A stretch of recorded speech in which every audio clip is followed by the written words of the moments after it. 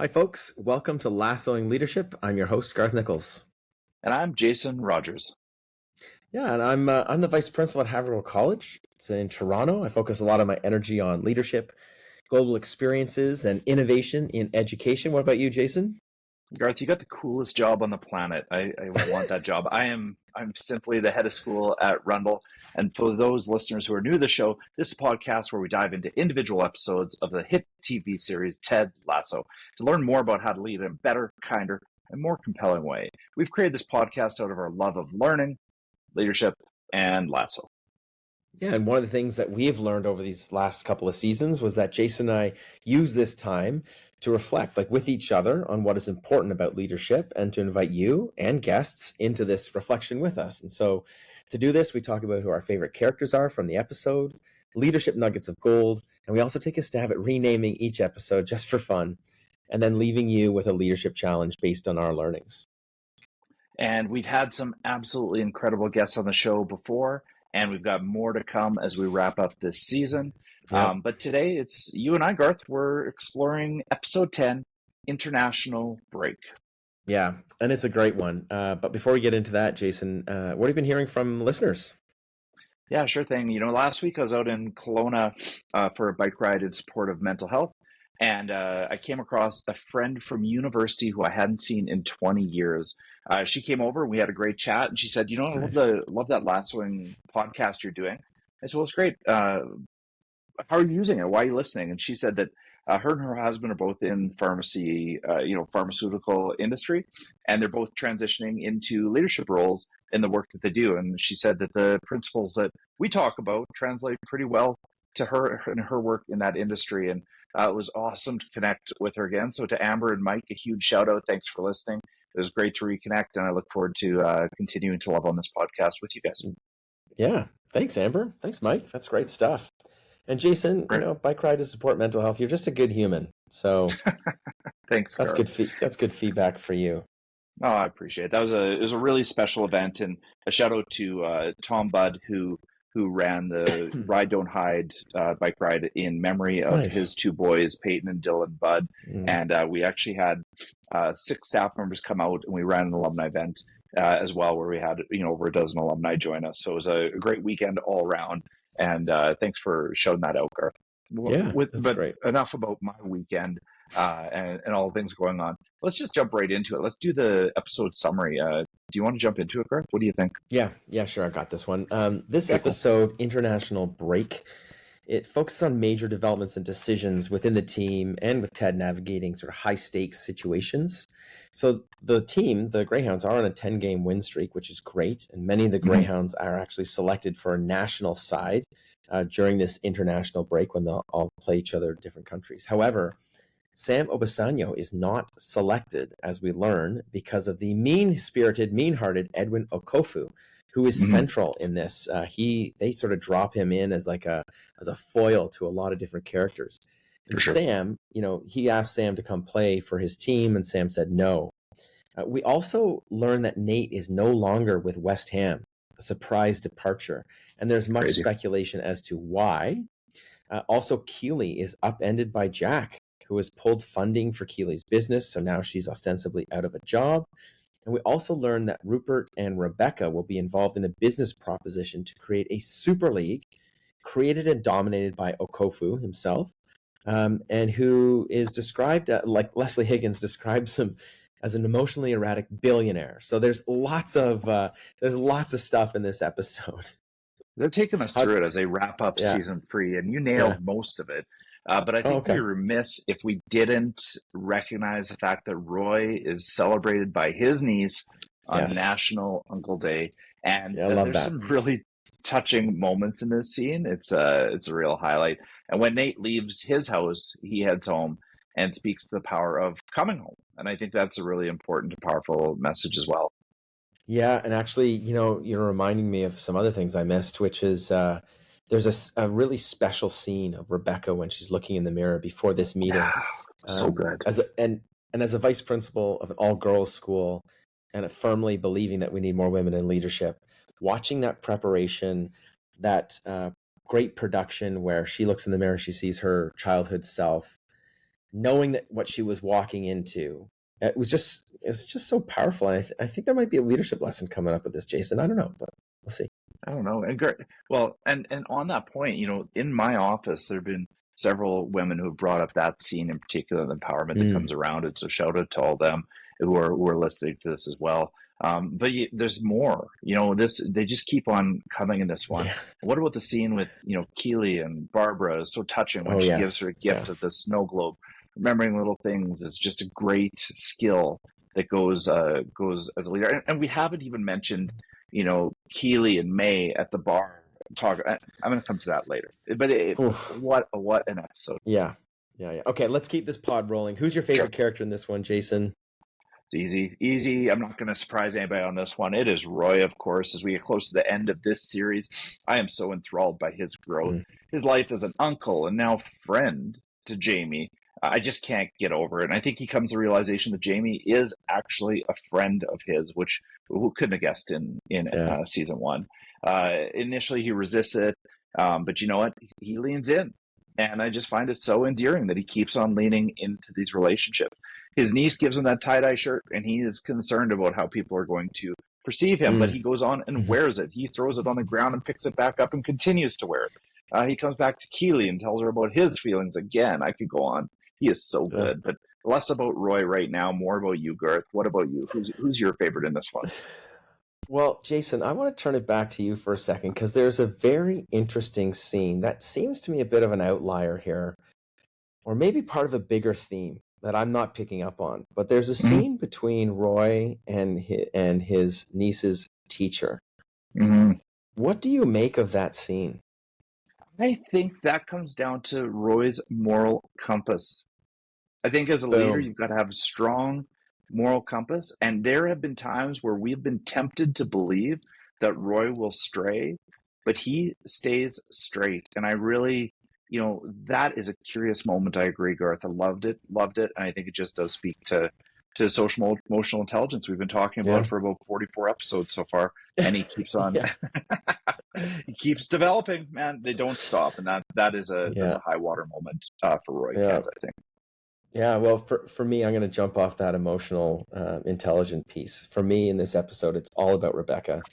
She is a force for good in this episode, and it confirms in my mind that she is a fully realized leader. The way she reaches out to Keely, constantly reaching out to Keely. She goes into that meeting with all the bigwigs for the Super League as the only woman. She knows exactly what she's walking into against all the forces of the old boys group. But she not only stands tall, she breaks them all down. She channels her inner child, as I mentioned before, and then her inner dragon, in that mirror scene. And her brilliance is in storytelling, right? She tells those old boys to connect with their children, like the inner child. This isn't just a game. It makes heroes and villains out of ordinary men. And then she points, you used to love this game, each of you, and tells that great story about Rupert, where we finally learn a redeeming quality about Rupert when he gives the security guard who kicked him out as a young child, he comes back and he owns the team. He gives them a raise. Yeah. She also says something really significant. She says, just because we own these teams doesn't mean they belong to us. Oh, what a speech. And the scene's got the violin in the background. Nate's playing the violin in the background. The speech works. For me, this is one of the finest pieces of writing and producing in this whole series, actually. It's brilliant. The space looks, in that room, the space looks like some of our schools. It looks like our library at Africal. And I love the sentiment that we may run the school, we may lead the school, but we don't own the school. We are simply stewards at this time. So for all these reasons, I am all Team Rebecca. And I might be Team Rebecca from now on. I don't know. We'll see. We got a couple episodes left. Well done. I can't agree more with everything you just shared there. That was great moments throughout. Garth, if you don't mind, are you okay if we jump into our leadership lessons here for our listeners? Yeah. Let's do it. Okay. You got one? Okay. So, I got one. This week, I take it from Sam. Okay. And I think it's topical in its time and space. When Sam is rejected from his country's squad, it's literally heartbreaking. You know how important that is to him. But he doesn't sit and mope about, even though no doubt he's feeling that inside. He takes the time to congratulate the people around him. and give them the praise that they deserve. This is leadership exemplified. He's hitting high on this one, not hitting low, whereas he could have hit low. It actually reminds me of Caitlin Clark this past week. She nice. too was overlooked for the USA women's basketball team. And I don't know if you've seen the interviews, Garth, but I've seen several of them with her. Yeah. And her composure and her grace is as special as her basketball talent, which is saying something. She acknowledges that it's the most competitive team in the world, and it's an honor to be, even suggested that she could be on the team. But those women who did make the team should be proud, and that she is happy for them. So that's my leadership lesson there. Yeah, that's amazing. What is your attitude? What is your stance when you come across hard times, when you get overlooked or something like that? That's great. I love that, Jason. That's so good. All right. Thanks. Let's you're on a roll here. Let's see. What are you going to rename the episode? Already there, hey? So this one I thought about long and hard, but I would offer opportunity cost. Okay, opportunity cost. When we see what resulted in taking chances in your leadership, like what happens when you take a chance? Nate, he lost his job as manager of the club he always wanted to be manager of. Keely, she loses her firm. We see Sam not getting onto the soccer squad because of a principled stand which she's holding. Each of these characters have jumped at an opportunity, and it has come with cost. Okay. With that said, I love this because the cost or loss has resulted in learning and growth. Nate chases the shiny object of being the boss, even when he wasn't ready. I have a feeling that next time when he's in that manager seat, he's going to be a lot more evolved. Keely has learned what it'll take to be better the next time, and Rebecca sees that and supports her in the end. And Sam, Sam, he lives with principles and is truly satisfied with who he is as a human being. What more can we really ask for? So ultimately, even though the opportunity comes with cost, it also comes with learning, and I believe it outweighs a cost more often than not. And I come back to that conversation that May and Keely had at the bar. May says a couple things. One, she says, "Hey, listen, Keely, remember, shit helps things grow." She goes on to say that, and she said, second quote, which I just loved, was, "Once you made it to the top of the mountain, what's left for you? Lightning. If you believe in superheroes, this lightning can either destroy you or make you stronger. And as a leader, you get to decide which it will be." Oh, opportunity cost. Yeah, wow. Yeah. That's big. I like that one. Well done, Jason. Well done. Buddy. Yeah. What about you? I can't wait to hear what you've got this week. Yeah, we haven't talked about it in a long time, but the music in this episode is killer. It's great music. So I would offer up the title Karmic Blinders. So tell me more. There's a lot of reference to karma going on in this episode, as there are setbacks after setbacks that are out of the character's control. Beard even mentions it, and he says, "I'm celebrating the karmic, energy of Nate losing the job." And Keely says to May, as you said, "What's it called when you have the opposite of the Midas touch? Everything I touch turns to shit." And to focus in on that conversation, which is so poignant, once you make it to the top of the mountain, et cetera, et cetera.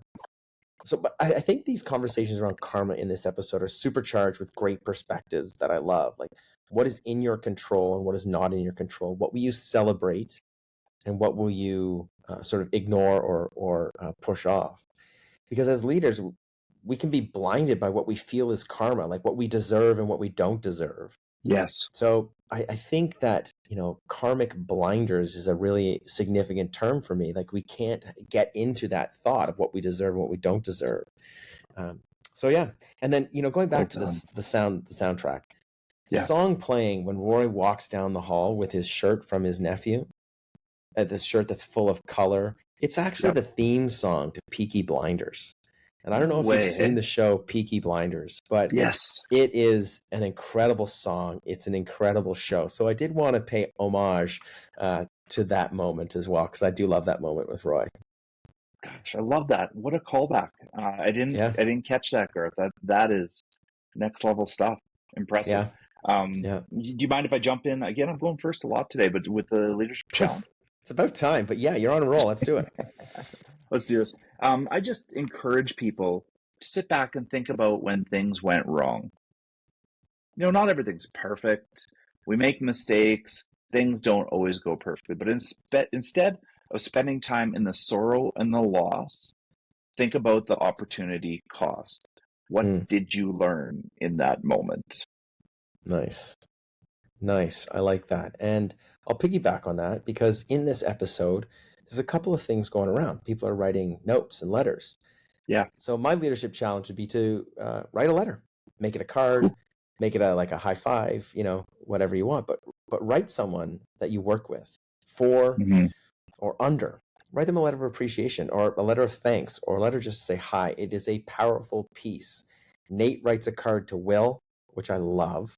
Roy writes a letter to Keely, which is, full peak Roy at this point. And Keely writes a note to Rebecca, albeit it's with a number on it. But, this time of year when, for me, writing stuff out, I think is really special. So at school, this is the time of year when the yearbook comes out. And so what I've done is I've had some special moments this year with some of our students. We travel a lot together. Our senior basketball team, that means a lot to me, and students I've traveled and worked with. So I asked them, can you sign my yearbook? And then I sign theirs as well. And I just take advantage of that moment to just tell them like, hey, this year has been a lot to me and you've been a big part of that. So it's a great moment to share with others. So whatever the venue is, try and write something down and just try that out. Yeah. I love that. And so many good observations in this episode, Garth, around the note passing. And there's something there. But I love your challenge. Leadership challenge accepted, my friend. Thanks, buddy. All right. Yeah, no problem. Now, before we wrap up today, shall we share some news about season 2 of this podcast? Yeah, season 2 of the podcast, not of Ted Lasso. We are moving and we are planning for a new season of Lassoing Leadership. So season 1 this past year has been focused largely on the episodes. So in season 2 of our podcast, we're evolving to explore the themes that have emerged out of all of these episodes with our guests and with our own reflections on leadership. No, man, I couldn't be more excited. Looks like we'll be just short of 50 episodes in this first season. It's amazing. Next season, I'm so excited about the next season. And we'll be sharing more in the last 3 episodes of this season about what's to come. So please keep listening, and we look forward to your feedback. And if you have any questions or ideas or thoughts, let us know because we're all over that as well. Yeah. So thanks for listening, everybody. And a reminder that if you like what you've heard here, please rate the podcast, share it with your friends, because we got season 2 now in the coming up, so we can still get Sudeikis on here. And so we're going to need your support. Jason, take us home.